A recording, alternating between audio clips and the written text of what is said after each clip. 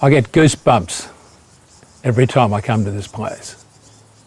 Could it be the most valuable property owned anywhere in the White family? It's just an old shed. And it's not just the shed itself, it was where it was located. It was located in a railway goods yard. There were no roads leading past. It had railway lines and train shunting.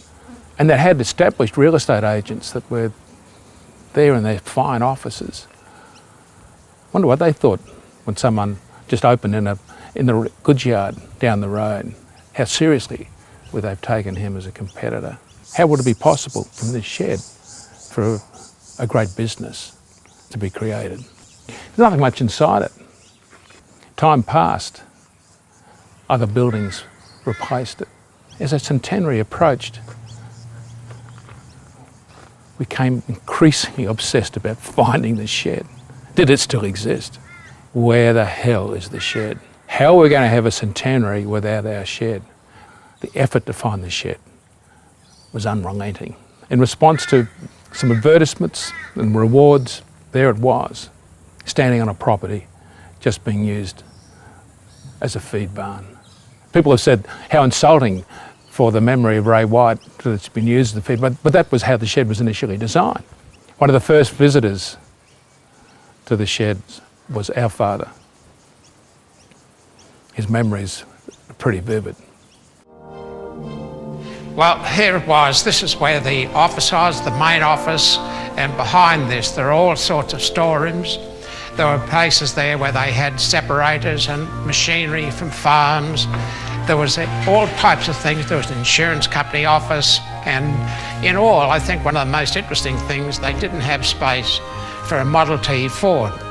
The old man used to sell Model T Fords. In fact, he won the Australian Championship of selling Model T Fords in Australia.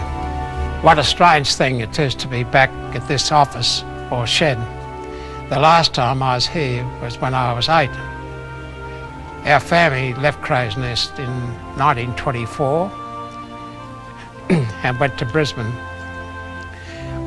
My earliest recollections of the coming into this office was that there was always busy, always a lot of talk, and it always seemed to me as if they were asking somebody to do something. They want people to auction their farm, they wanted people to auction the produce, they wanted people to auction their pigs, and I didn't know what the word auction meant.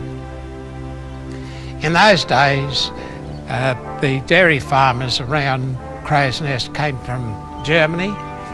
They found it very hard to make ends meet, and the only way that they could get any extra money was to feed pigs with the skim milk, because they used to send the cream into the butter factory. So that they used to have these pigs and they'd go up for auction once a fortnight, and that was the big day in Crow's Nest, the big market day.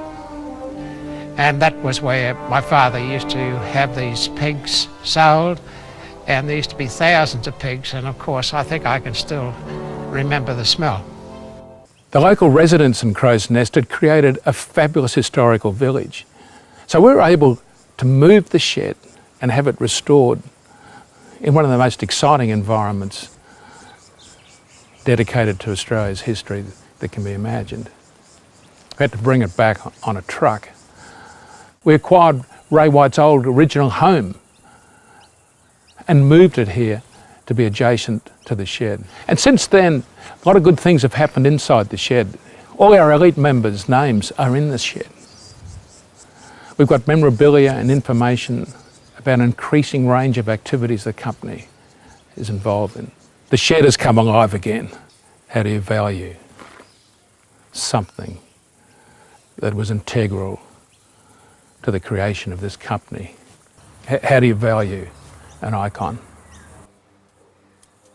You can hear the voices, all the discussions that must have taken place every single day in this tiny area covering just about every facet of life.